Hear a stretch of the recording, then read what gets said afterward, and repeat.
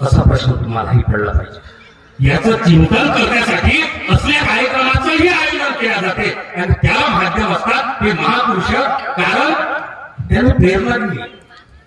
हे त्यांचं फाशी लागणं होतं, हे त्यांना मारणं होतं, हे त्यांचं जगणं होतं, हे त्यांचं चरित्र होतं। हे चरित्रातून शिकतो काय? माझ्या समाजावर अन्याय अत्याचार झाला नाही पाहिजे, माझ्या बहिणीची कुणी अपहरण कामा नाही, माझ्या भावाला कुणी मारला नाही पाहिजे, हा समाज एकत्र राहिला पाहिजे, संघटना उभी राहिली पाहिजे। जर कोणी उठून आमच्यावरती डोळा उचलत असेल, एवढंच नव्हे, हा देश माझा आहे आणि या देशाप्रती कर्तव्य काय आहे तेही माझं सांगाय, इथून प्रेरणा मिळाली।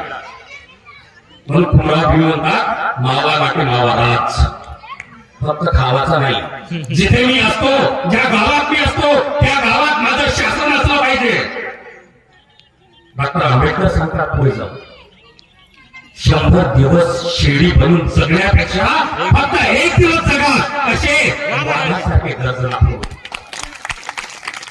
आणि हेच समोर जाऊन जागृत करून सांगतात, काय सांगतात, जा आणि तुमच्या घराच्या त्या फडक्या फुटक्या भिंतीवरती लिहून ठेवा, आम्हाला या देशाची शासनकर्ती जमात व्हायचं आहे। मग आता विचार करा, आम्ही या देशाची